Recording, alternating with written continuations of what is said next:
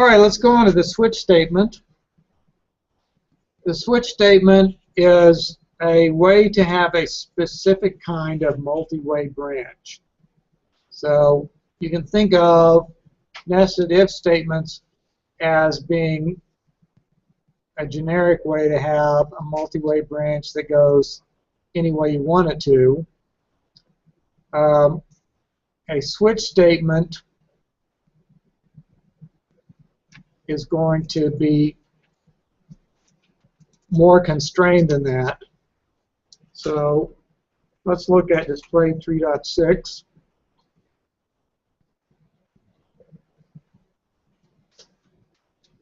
And we'll see how a switch works.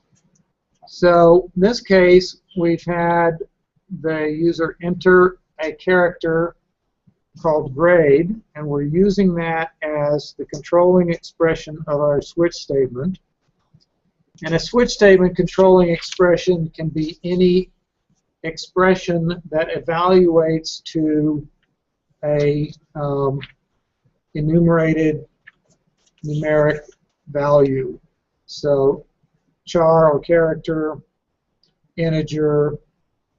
It can't evaluate to a floating point number, but it can evaluate to anything that's enumerable. So in this case, that expression is just the variable grade. And then the switch statement will always have a body starting with the curly brace.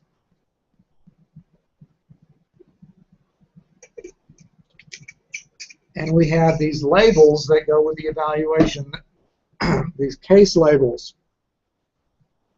One for each value we're comparing the controlling expression to. So if the controlling expression is equal to the value in the case statement, then it will start executing the code at the next statement after that label. So if the user entered A, it would come to the A case and start executing here. Output, excellent, you need not take the final. And break is a new statement that we're new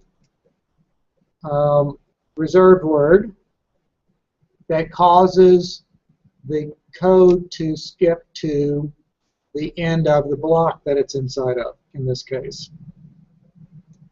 And that's going to be important in switch cases because that's the only way to stop the execution and not just fall through.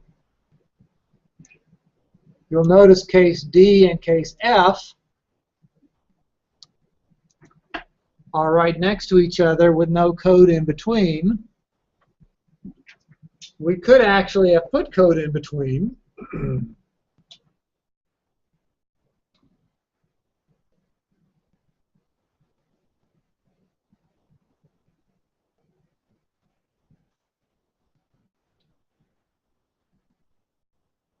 And it would continue to fall through after executing that code because there's no break statement here.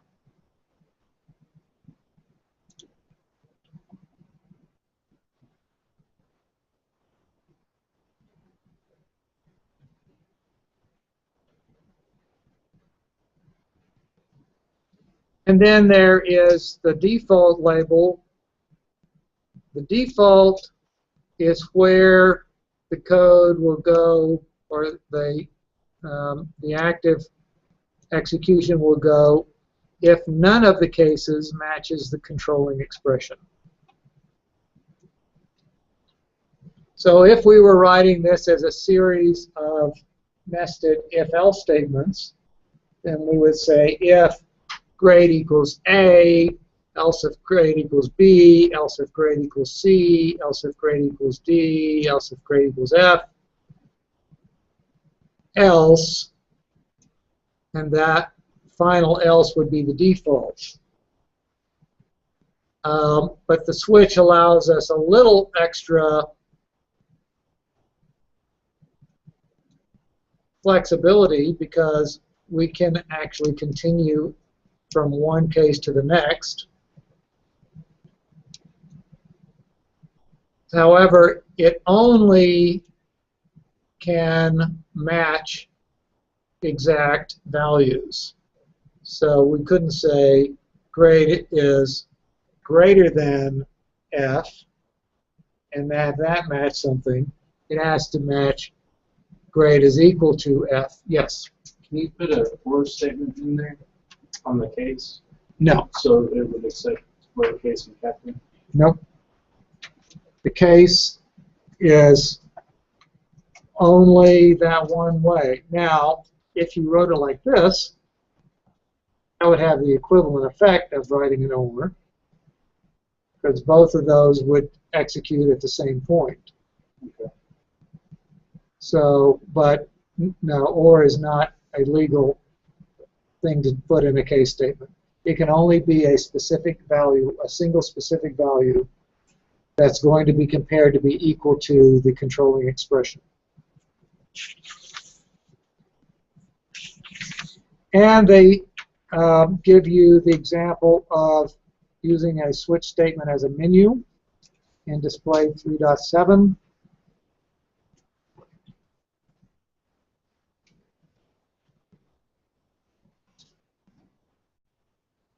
Enter choice 1, 2, 3, or 4. Choice case 1 is going to do one thing, 2 something else, and if it's not one of the valid choices, then it goes back to the top.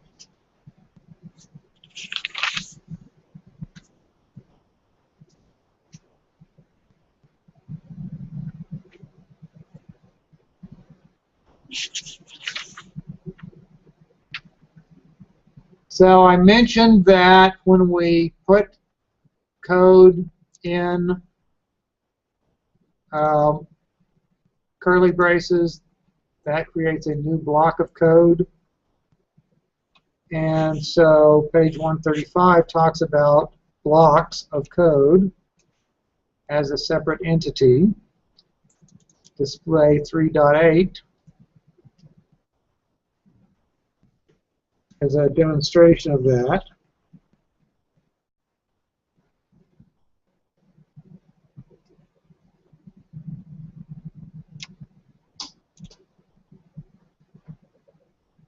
And you can, in fact,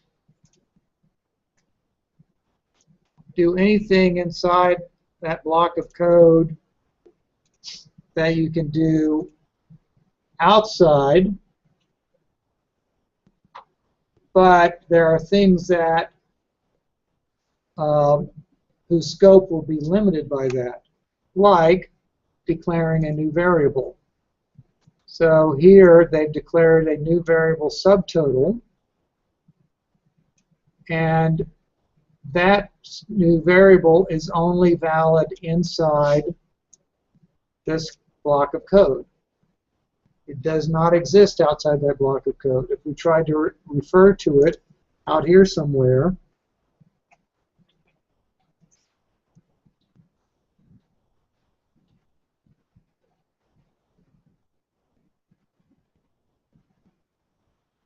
you'll notice it gets a red underline, and Visual Studio says identifier is undefined.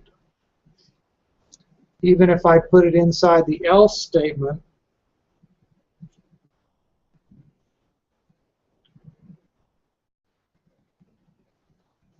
it's not in this code block. It's defined in this other code block, so it's not valid there.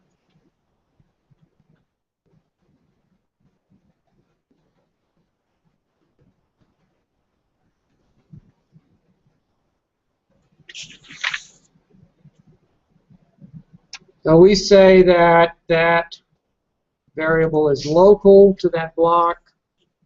That block is its scope. And that's called a code block or a statement block or just a block.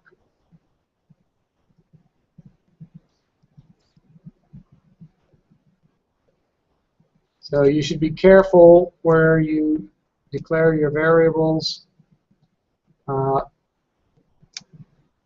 That's one of the reasons that you're mostly going to be declaring all your variables at the beginning of each function you define. Okay. Mr. Brantley, on page 138, we have some more self-test exercises. Number 15 wants to know what output is going to be produced by that code.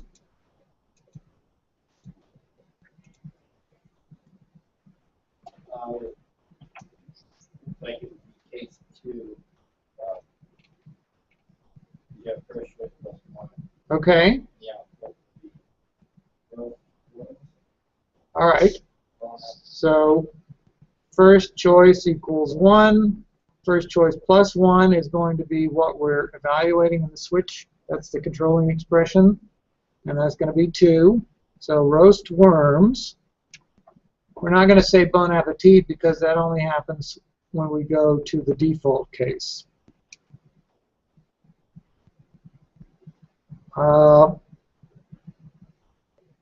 So, Ms. Hernandez, what if we changed first choice from 1 to 3?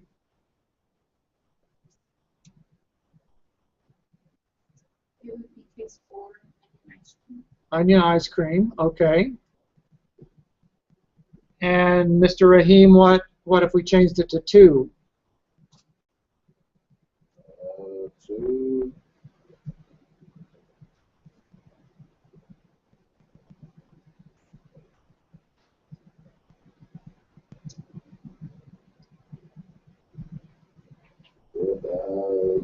It would be 2 plus 1 would be 3 chocolate ice cream. Okay, chocolate ice cream.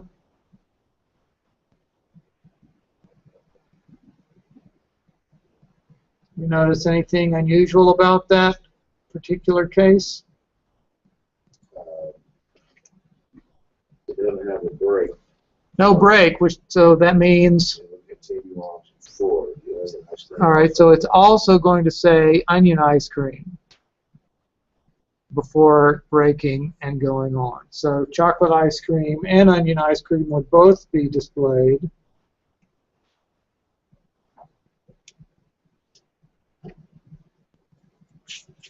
Okay, next section is about more about loop statements. And we talked about the while before. A loop is just a series of statements that iterates or gets executed more than once. The part that gets iterated is called the body, and each repetition is called an iteration. And they've got a display there to show you variations of the while statement. The while and the do while. The do while is a little different. In the while, if our controlling expression begins or is false when we first encounter it, we may have 0 iterations of our loop.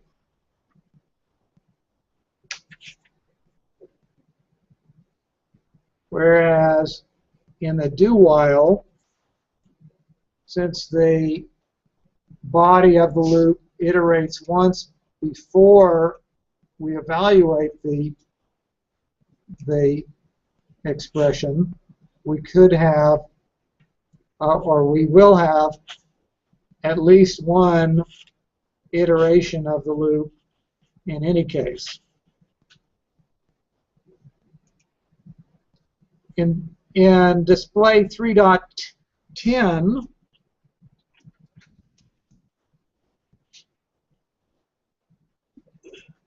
we have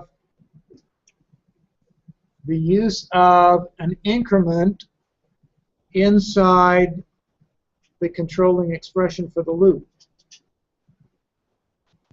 And that introduces a new wrinkle into our story. You'll notice that the increment operator comes at the end or after the variable. That's called a postfix operation. What that means is when it's included in a comparison expression like this, it gets evaluated before the increment takes place. So if we start with 1 and number of items is 5, for example, it's going to compare 5 to 1. And then inside the code itself, count will be 2. Now we don't refer to it inside the block of, or inside the body of the loop, so it's not really going to affect it much in this case. But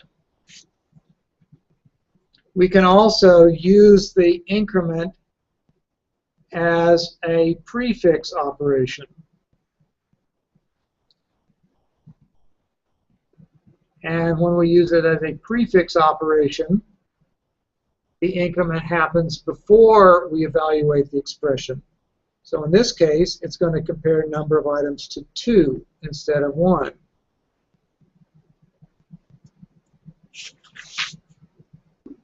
And then there's some self-test exercises where they explore that on page 144. I'm going to let you do those on your own.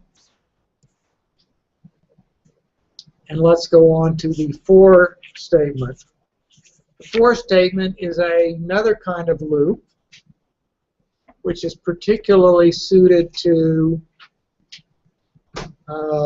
counting and doing things for particular sequences of numbers.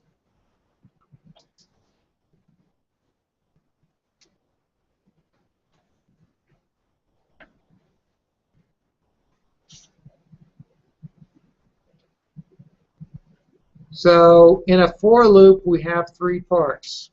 We have an initialization action. Basically, that's a statement that happens before we do anything else. And it ends with a semicolon. We then have our Boolean expression before our next semicolon.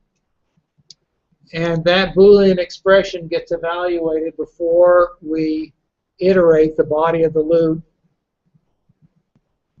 And the third part is an update action.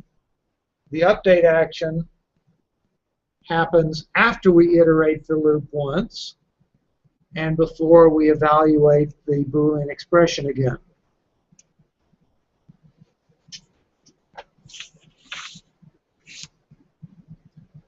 If we initialize, or declare a new variable as part of our initialization action, then that new variable is only valid inside that for loop.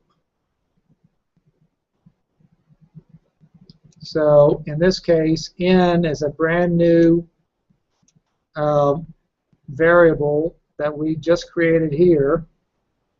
It's only available inside this for loop. If we refer to it down here,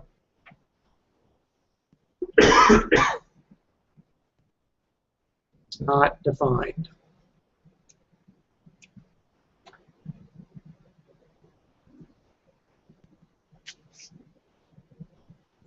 Yes? So in our code, anything that has a not defined sign or a squiggly line means that it's wrong. It's wrong. Not only is it wrong, but it's not even going to compile. If you see a squiggly line in your code, you can bet that when you try to compile that code, it's not going to. It's just a way of seeing things that are syntax errors before it gets to the compiling stage.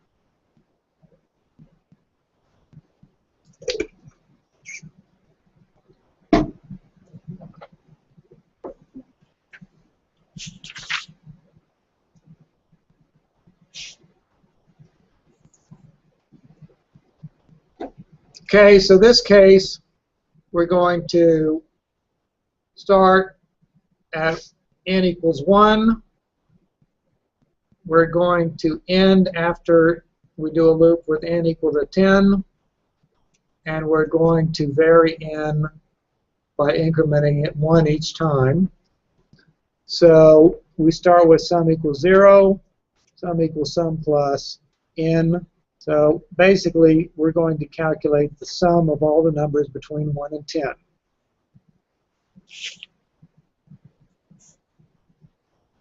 One thing you're going to need to watch out for if you're writing a for loop is accidentally putting a semicolon there.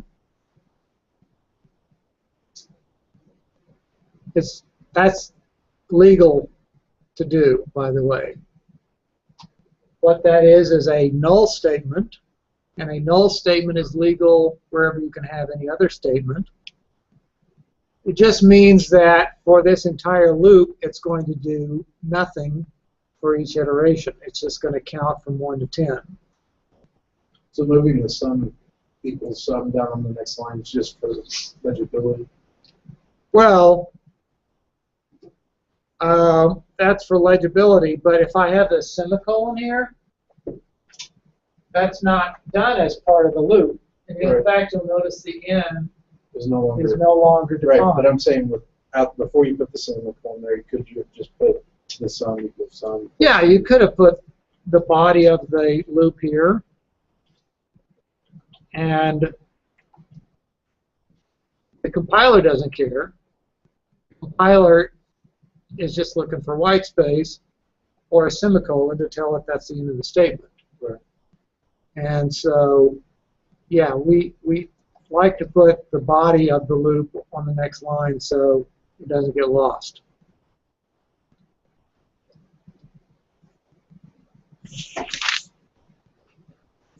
So now you've got 3 kinds of loops. You've got a while, a do while, and a for loop. And so you'll need to figure out when to use each one. Well, the secret is you can use any of them anywhere. You can use any kind of loop anywhere, and you can probably make it work the way you want it to. However, if you're operating a list of numbers, or you want to do a loop a certain number of times, a for loop is probably going to make sense. If you're trying to keep doing something while a condition is true, a while loop is probably going to make sense. And if you want a while loop that's always going to do something at least once, like if you're asking for user input, then a do while might make sense.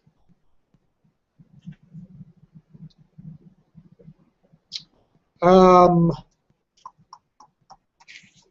more self-test exercises on page 151.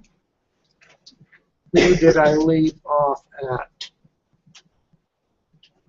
Is it your turn, Mr. Nelson? All right, so number 25, what is the output of that code?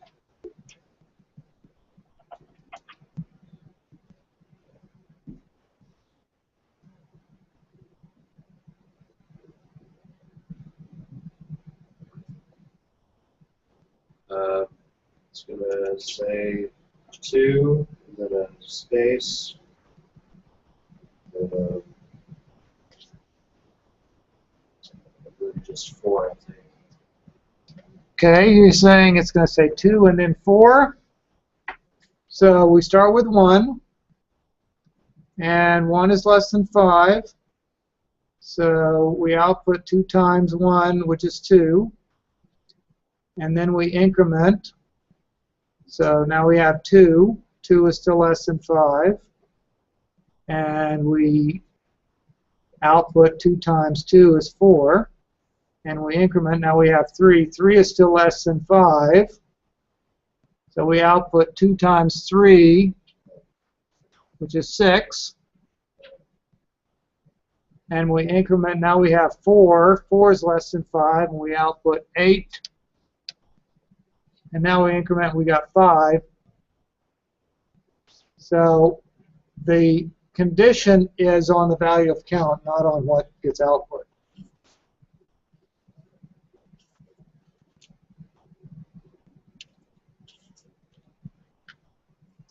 All right? Ms. Hargrove, how about 26? What's the output of that going to be?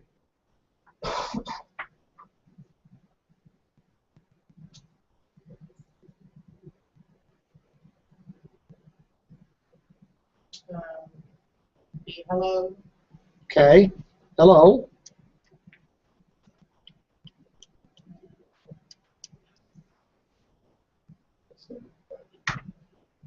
B8. And then the line, right? Okay. So n starts out as 10. 10 is greater than 0. So we're going to execute the code. Hello. What do we say n was? 10, right? And the next thing we do is subtract 2. So now 10 is, or n is 8. 8 is still greater than 0. So we're going to have another line, hello. 8, right? And then we're going to subtract 2.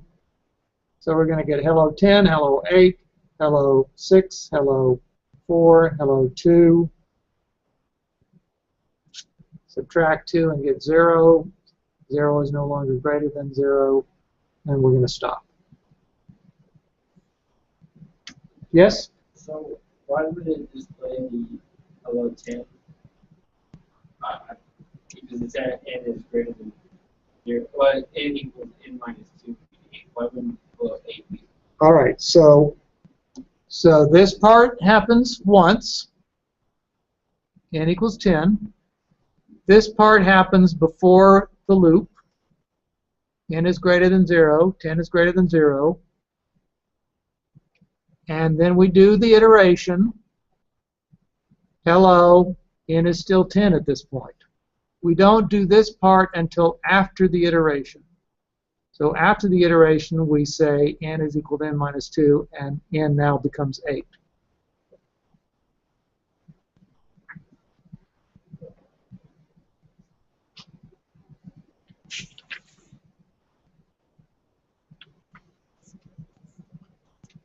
We introduced the break statement when we were talking about switch.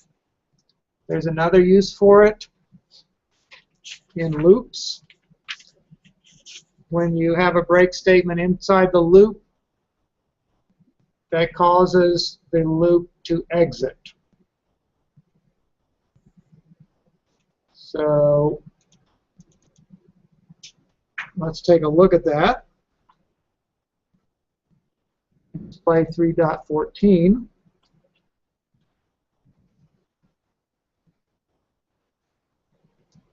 So here's a while loop, and we've got a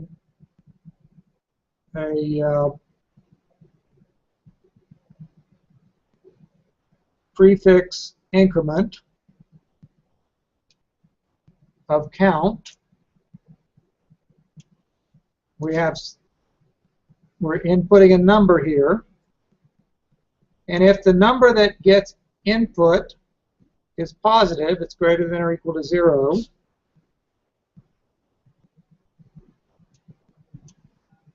we're going to do a break. Break is going to go to the end of the body of the loop that it's inside. So it's going to go, in this case, to right here, line 26.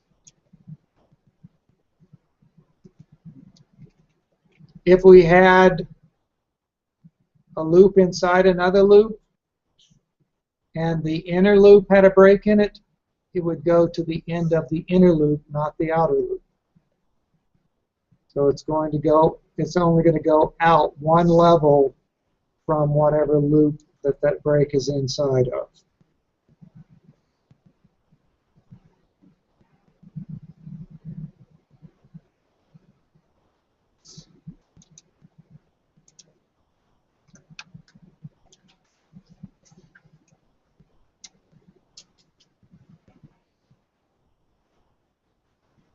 All right, so Mr. Gear, at the bottom of page 154, we have number 33. What's going to be the output of that?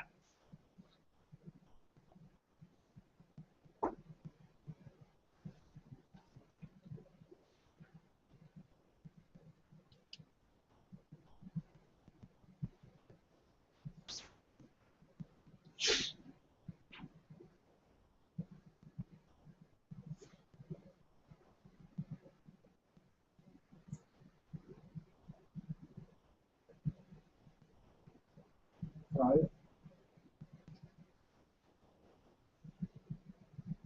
It's just going to stay in loop, isn't it?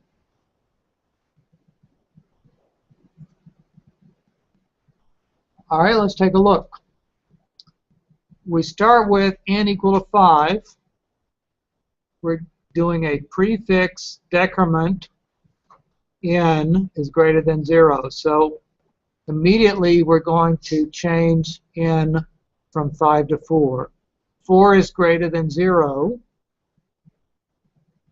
but 4 is not equal to 2, so we're going to actually output 4. Then we go back to the top and decrement again. 3 is greater than 0. It's not equal to 2, so we're going to output 3. 2 is greater than 0, but it is equal to 2, so we're going to break and say end of loop. Okay?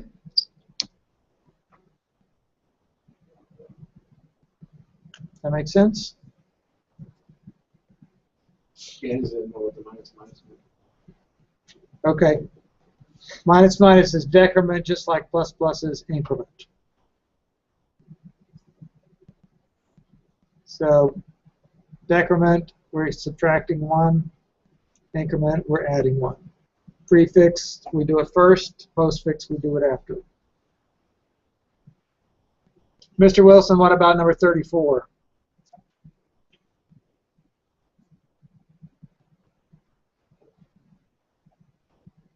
It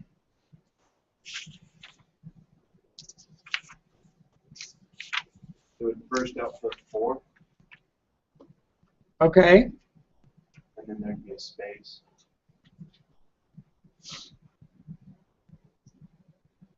Then it would output 3 with the space.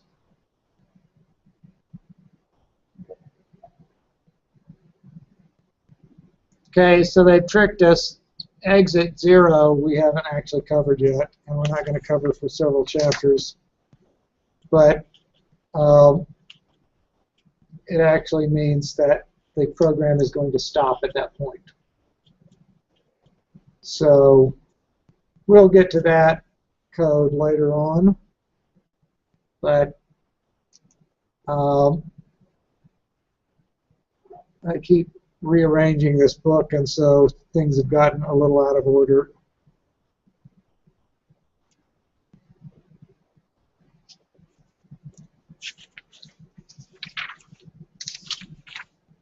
Okay, so the rest of this is about designing loops and debugging loops. Some general rules for you to follow. Let's go over those.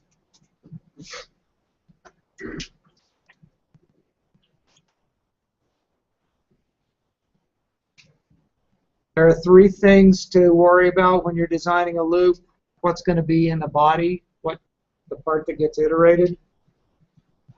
What is it that you need to initialize? And what are the conditions for ending the loop? So they show you how to do sums and products using for loops.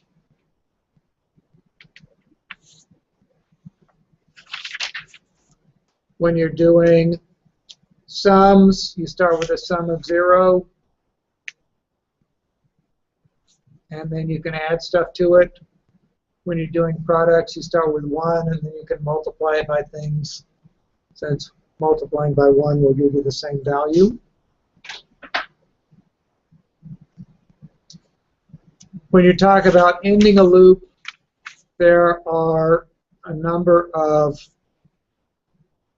common methods for ending a loop, particularly an input loop. So for an input loop, you can have a list headed by size, so we start by telling it how many times we want to iterate. We can do an ask before iterating, which basically means let the user tell you. We can end with a sentinel value, which means we have the user input a value that's not valid for our list of inputs. So, for example, if you're entering golf scores,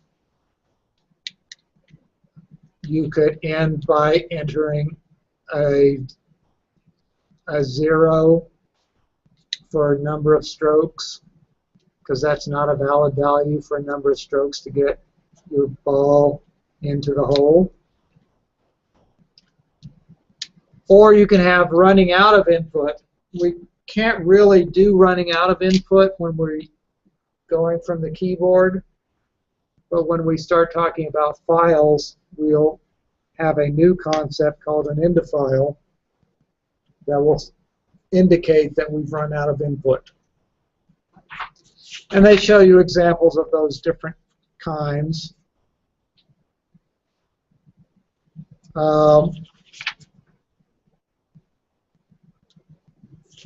list headed by size, the sentinel value, the count-controlled loop, ask before iterating, exit on flag condition. It's all just kind of jumbled in there. I mentioned nested loops before, and they have an example of explicitly nested loops.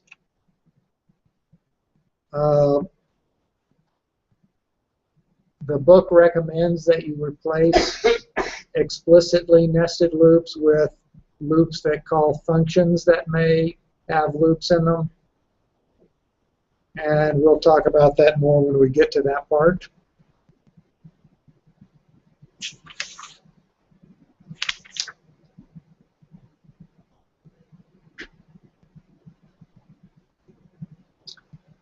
Let's do one more self-test exercise.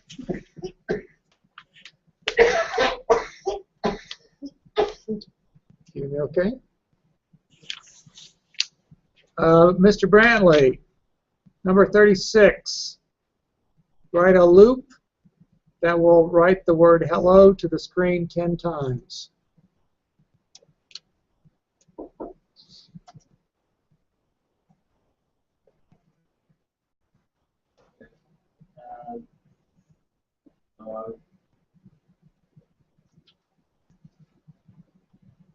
I declare a variable number what I Okay. think its duration equals 1.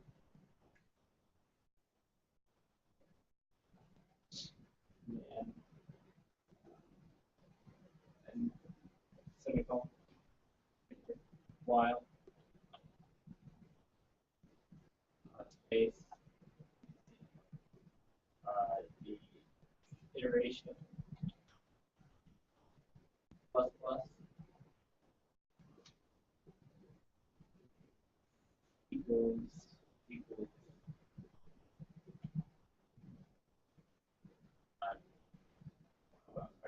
it'd be greater than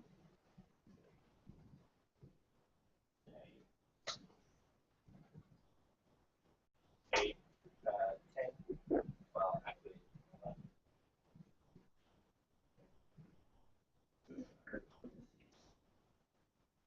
enter bracket C out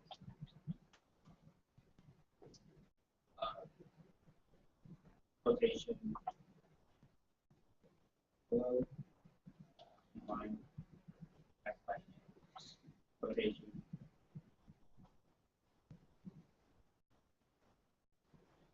Semicolon, close bracket.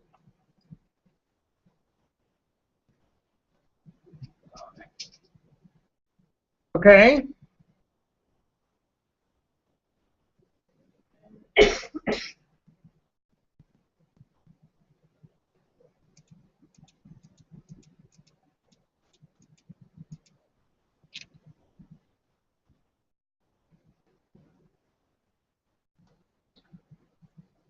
Just for grins, let's see what happens if we try to run this.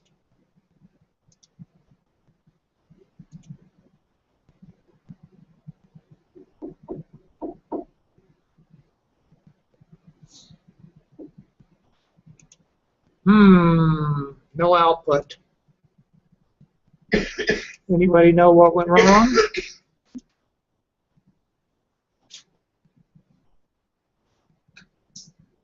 So it's Greater than 11. Is that going to be true the first time we get there? No. So we don't ever do any hellos. If we do it this way, less than 11, it might improve a little bit. 1, 2, 3, 4, 5, 6, 7, 8, 9, 10. So 2, 4, 6, 8, 10. So that actually did what it was supposed to.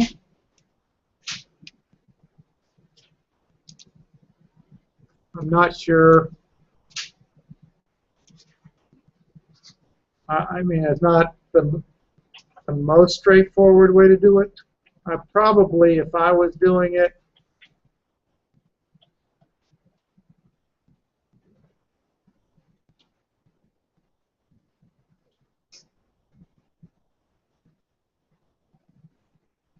since C++ likes to be a zero relative,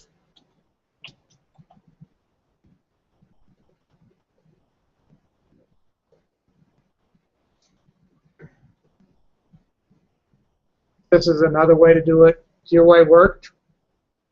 So once we got the expression straightened out,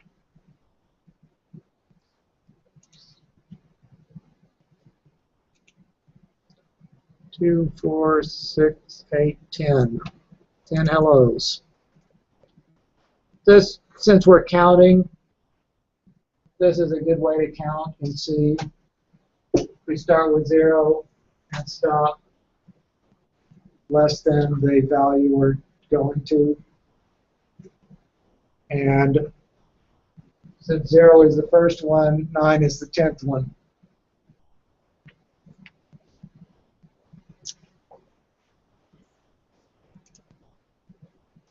That's the way I would usually recommend writing that kind of a loop. Debugging. One of the common problems that we have in debugging is the off by 1 error.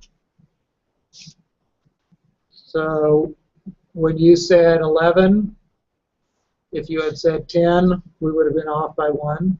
You successfully avoided that error.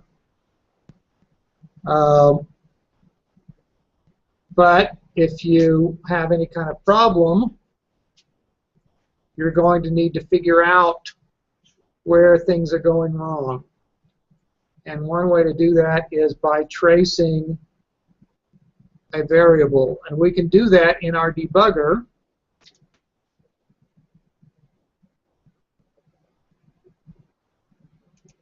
by stepping.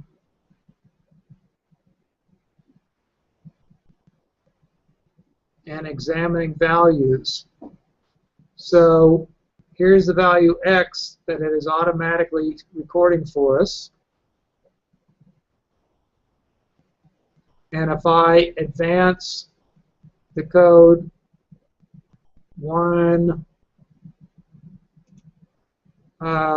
statement at a time. Oh, I hit the wrong button. Sorry about that. It went into the underlying code. If I advance one statement at a time, I can see when the value changes. It turns red for me.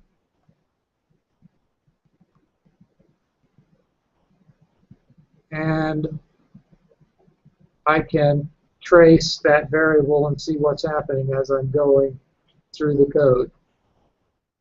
I'm just hitting F10. That's the step over instruction.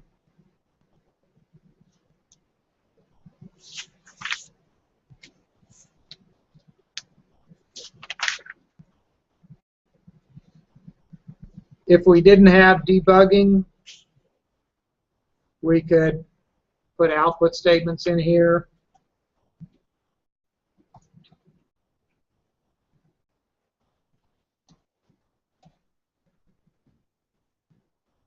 And then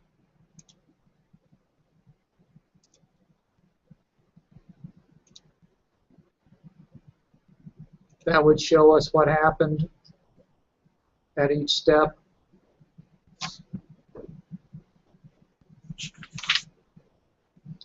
But the important thing to remember is when you make a change to your program, you always need to test it and make sure that it works the way you expect it to, because it's not necessarily going to. Ms. Hernandez, let's look at number 41 on page 165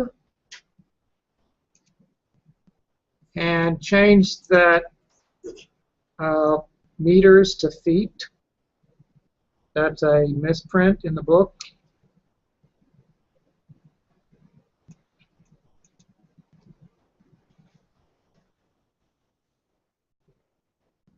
And they haven't corrected it yet. You have a fence that is 100 feet long. Fence posts are to be placed every 10 feet. How many fence posts do you need?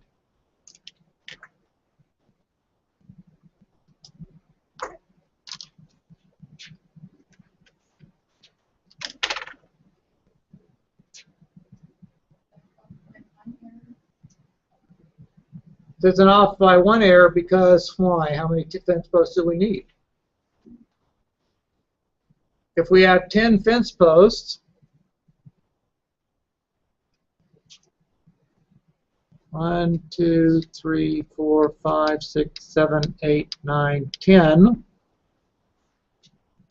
10, 20, 30, 40, 50, 60, 70, 80, 90. Oh, wait a minute. It looks like I don't have a fence post at the end here. If I go every 10 feet, I needed 11 fence posts. That's why it's the off by one error.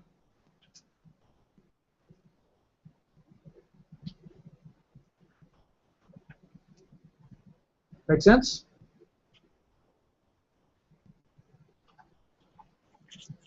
All right, let's talk about our assignment for next week.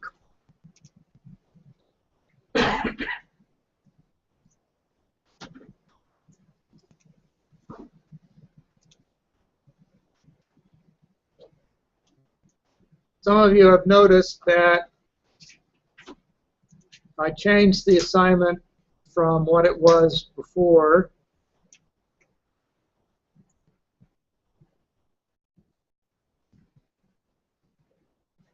Which I believe was the rock, paper, scissors program. We're going to write a blackjack program instead.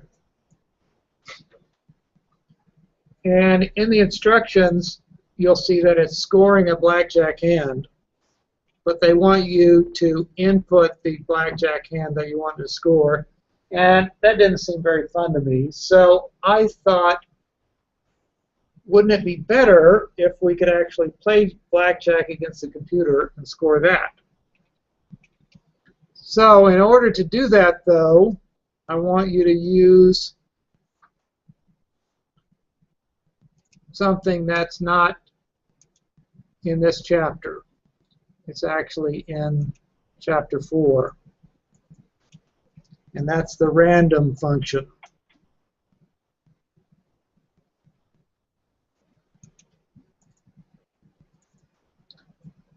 Page 189. So go to page 189.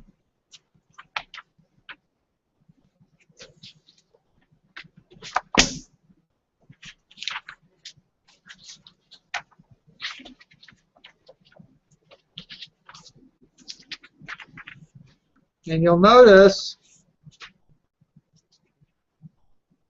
that we need some extra things in order to use the random function. We need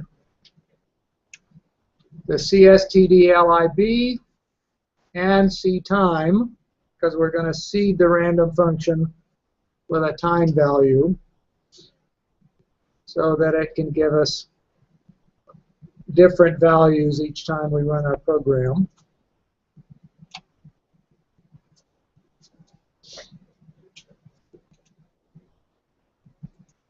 So let me go ahead and put that in to get us started.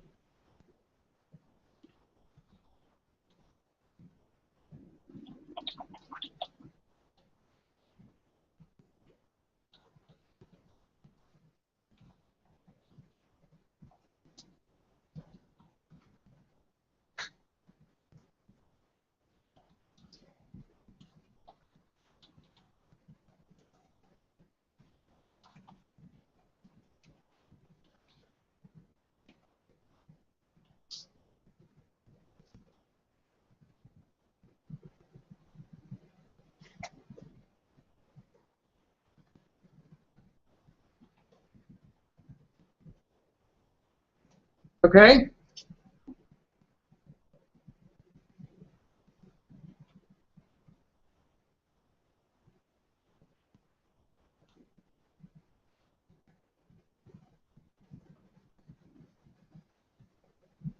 Now,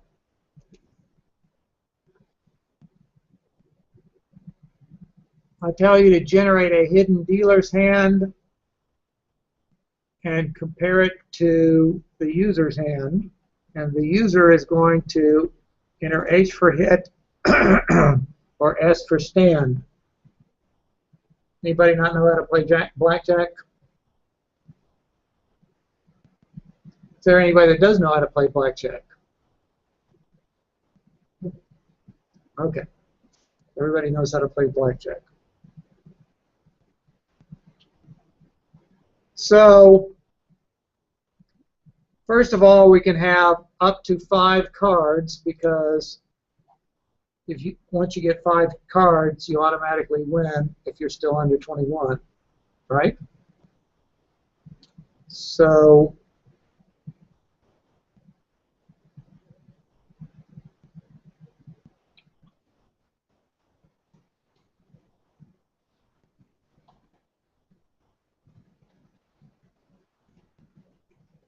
I'm going to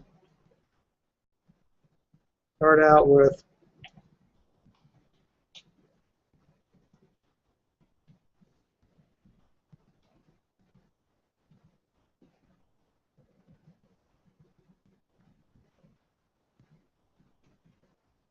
five cards for the dealer.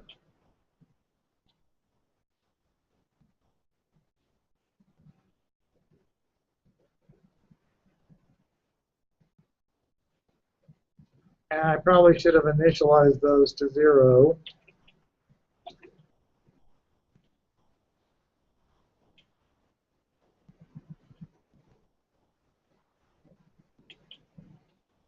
So it's making things a little bit more difficult here because I can't use arrays and good stuff like that.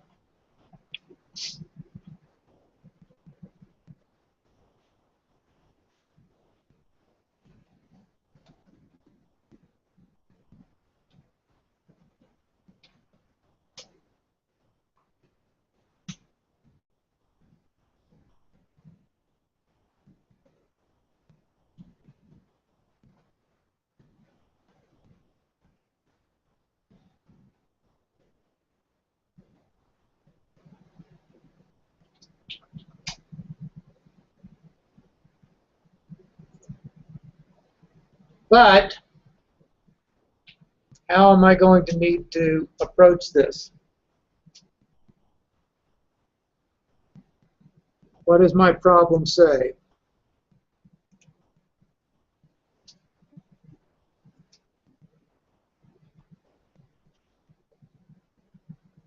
You generate a hidden dealer's hand.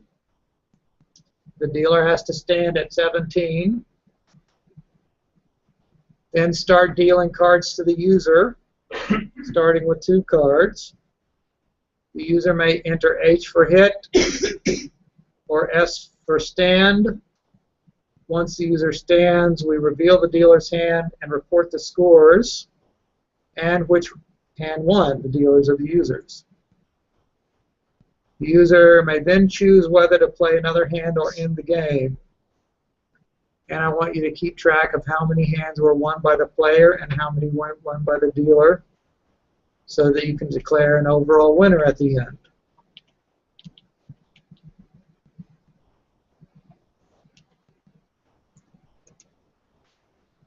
That means there's going to need to be at least 3 loops, right? Because we have one big loop for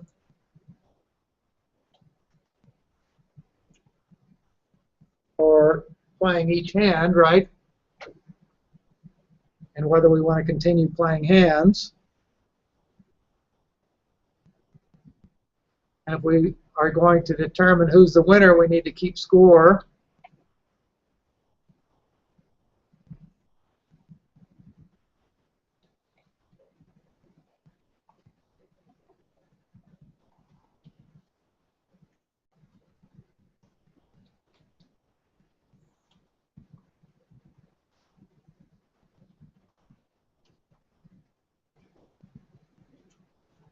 And I said if we were going to have a loop where we wanted to start off by always doing something, that would be what kind of a loop? A do while. So do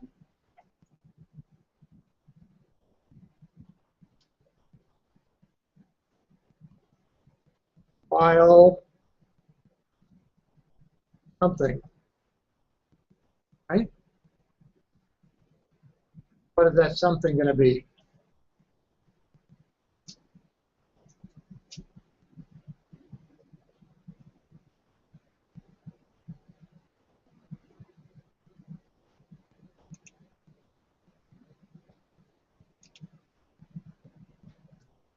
The user is going to choose whether to play another hand or end the game. How are we going to do that?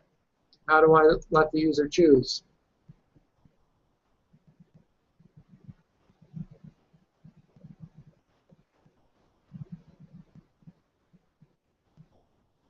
Ask a yes or no.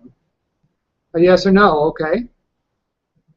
So While whatever variable we make it, again, equals y, or again equals half of y. okay.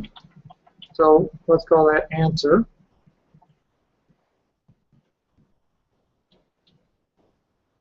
Well, answer is equal to capital Y, or answer is equal to lowercase y. Which means we have to set answer at some point, right? Right. How we're going to set answer. So C out. Would you like to play again? In parentheses.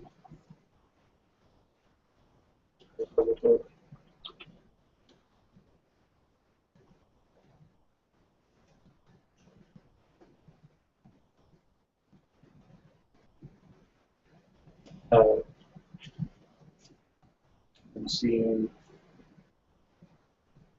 answer. Okay?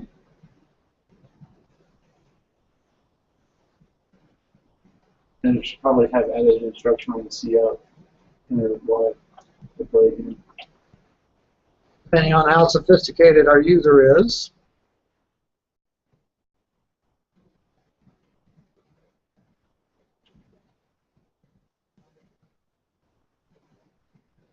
All right.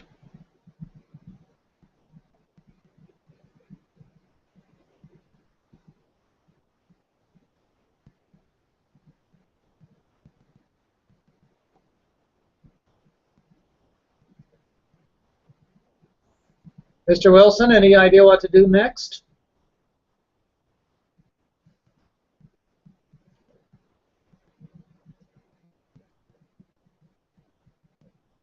How would you deal the dealer's hand?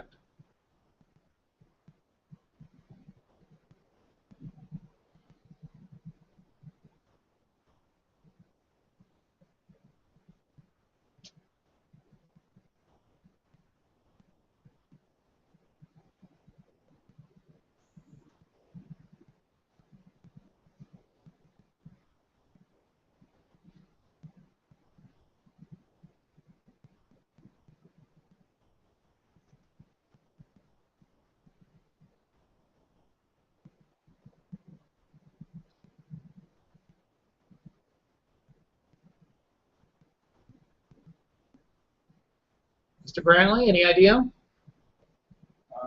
Well, dealing the hand, you would have to, initially you'd have, I haven't read the card chapter before, but you'd have to randomize. Okay. You have to randomize the cards and then deal it first. You have to set the value of dealer 1. So I'm not going to make you worry about how many 3s and 4s and so forth there are in the deck for the purposes of this problem, because that would make it quite a bit more complex. But we're going to generate a random number with the random function. If you look on page 189, if we would need to limit that to a set of values, they've used modulus. So they're rolling a die, and they said random modulus 6 plus 1 is going to give them a number between 1 and 6. So what number do we need for dealing cards?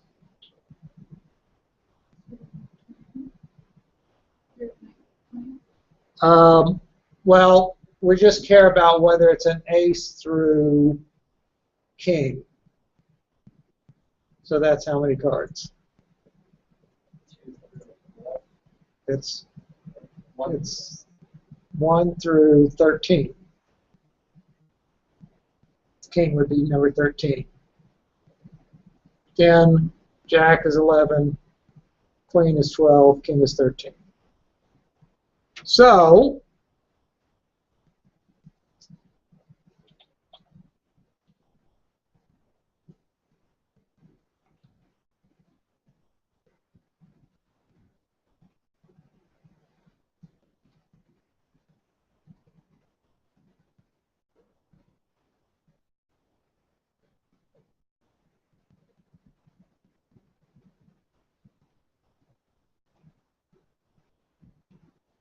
random modulus 13 plus 1 is going to give us a number between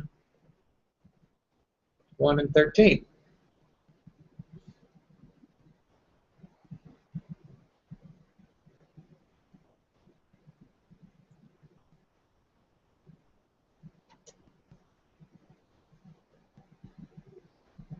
So after you do the next part, you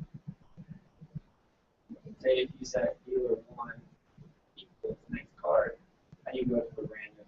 I guess it doesn't matter. It could be like 5 infinite times, for example. Yeah.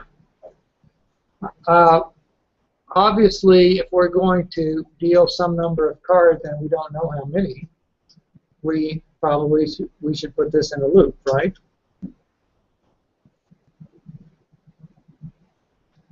And you're going to learn how awkward this is because you can't use functions yet. and you can't use arrays yet. And later on, you'll say, this would have been so much easier if we could have used functions and arrays. So,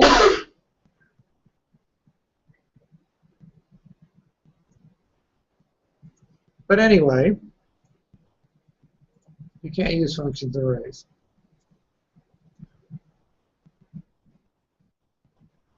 And in fact, the cards and the numeric values of the cards are different, aren't they? So the number 1 card, the ace, is not just a single value. It's not just a 1. It can be an 11.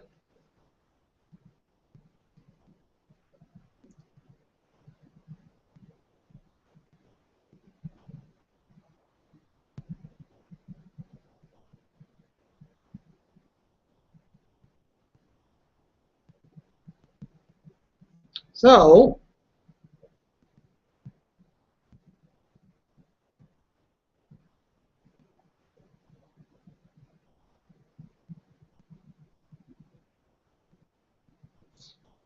I'm thinking about this, and I'm thinking this may be a little too complex. So let's take out the dealer.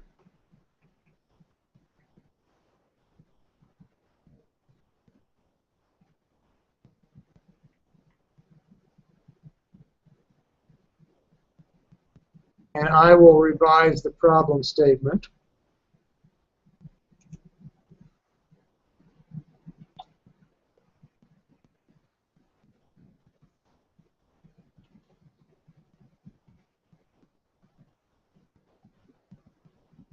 So let's say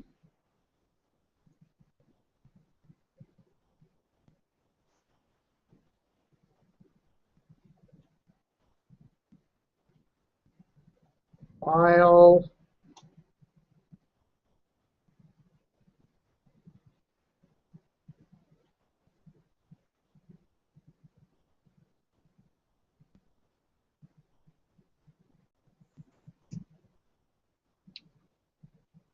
um,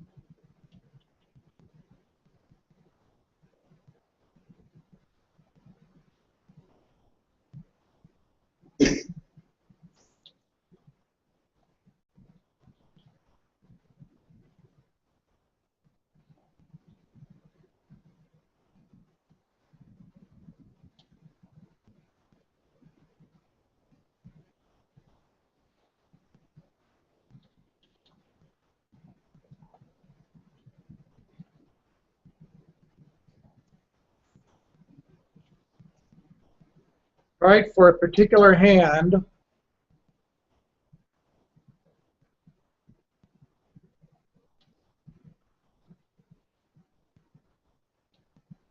we're going to keep going until the user says stop, right?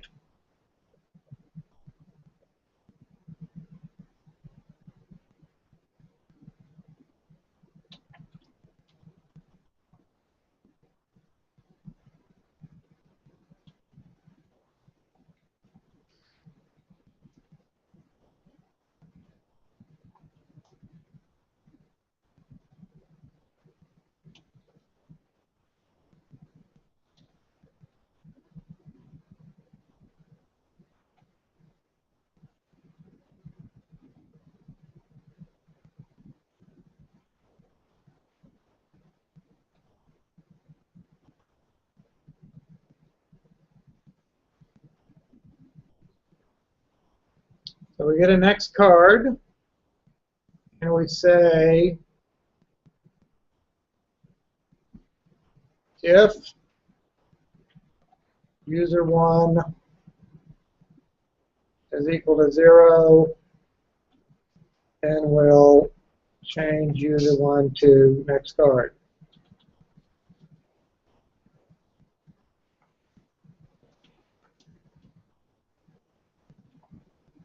Else, if user 2 equals 0, and so forth.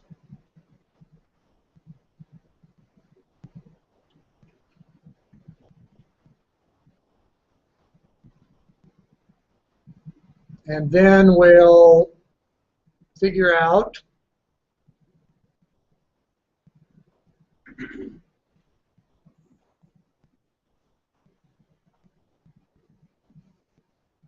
how to score our cards.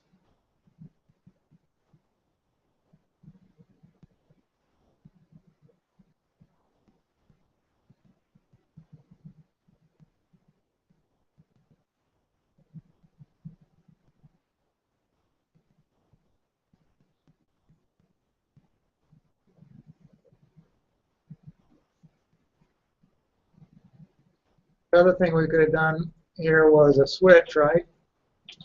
Switch user 1, case 0,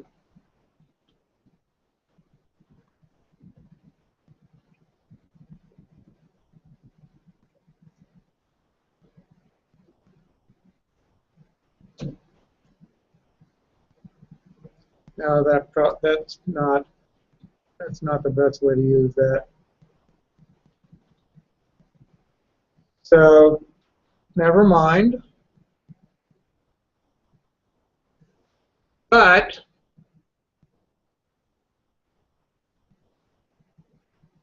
if we're adding up our values, we can use switch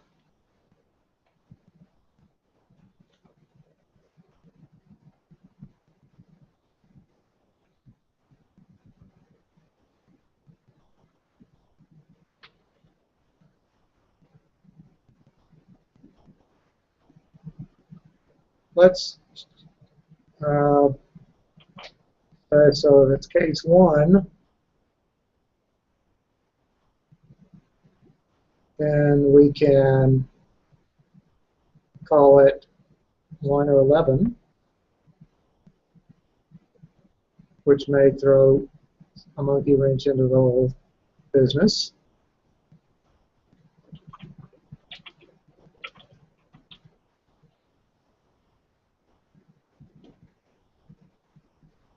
Case 2 through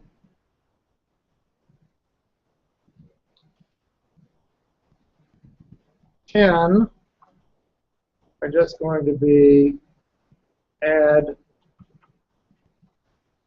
the value of user 1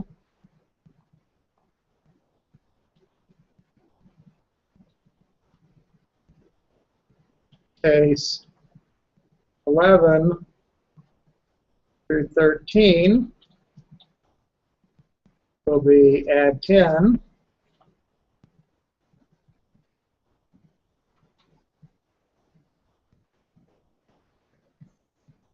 And the default shouldn't happen.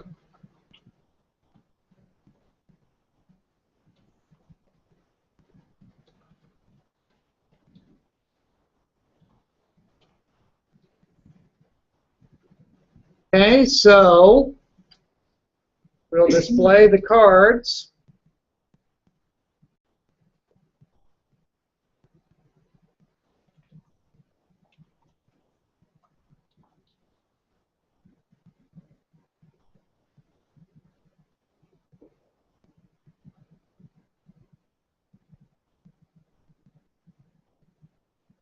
And the score.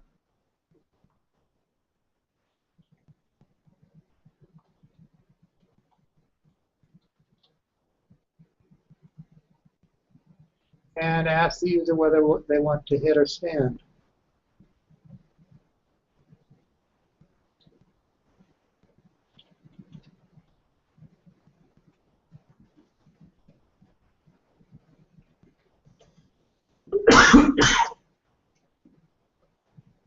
So the problem is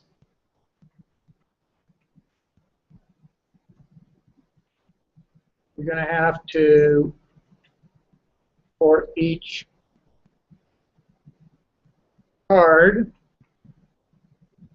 figure out if it figure out how much to add to the total, and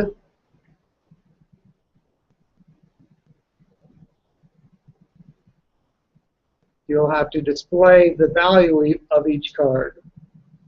For example, an ace should be displayed with an A, a 10 should be displayed with a T, and so forth. But you don't have to worry about getting 5 5s. And then you also have to stop if you have values in all of your cards, and don't let the user hit or stand at that point.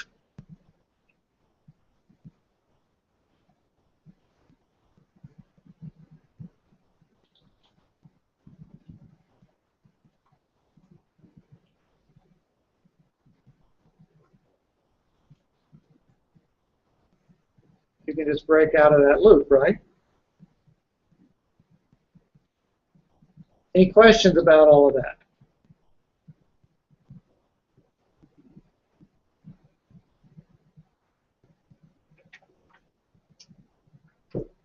So again, by the time you get finished with this, you're going to have done a lot of repetitive writing.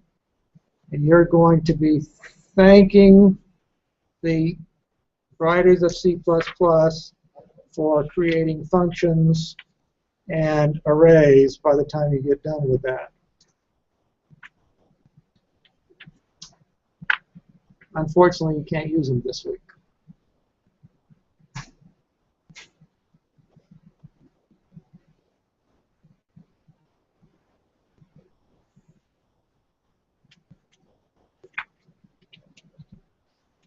As usual, if you have any questions while you're doing your homework, be sure to send me an email. Be sure to include your source code in the email. And I will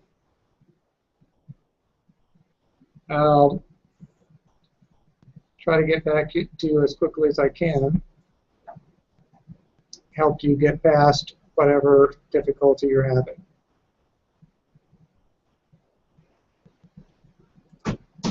So we'll have a quiz over Chapter 3 next week, and I will see you then.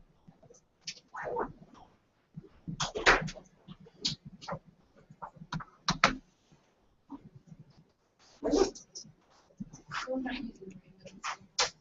Sorry? Random. We are using random. You're going to have to figure out what the next card is with random. So you're just going to have 5 cards. Each one is going to be generated using the random function, and you're going to figure out which user card it goes into by finding out which ones are still 0. So until you find one that's not 0, you'll keep going the if-else's to find the next place to put that card. And then you'll have to add the cards together to get the score for that hand.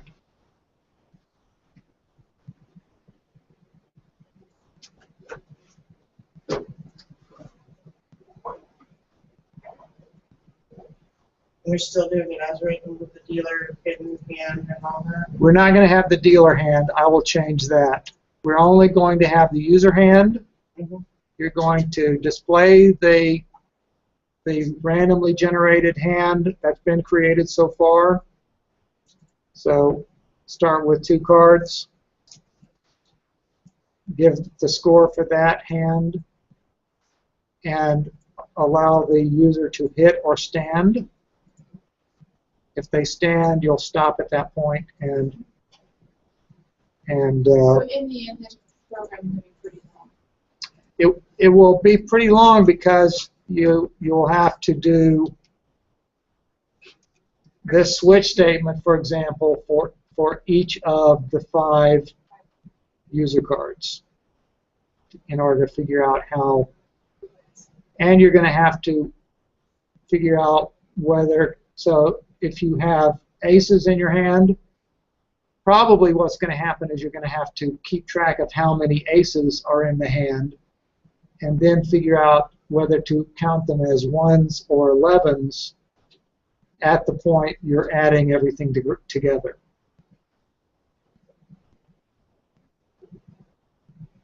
Okay?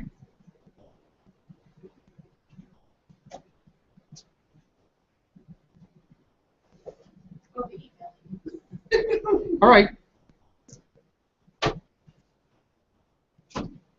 I figured out what happened with the sweetener thing. Oh, I talked to you about earlier okay, good. because I looked at it. I was trying to go from an integer to a double because the mass of the mouse and the mass of the sweetener, I think Yeah. was ints because they were whole numbers when you enter them in.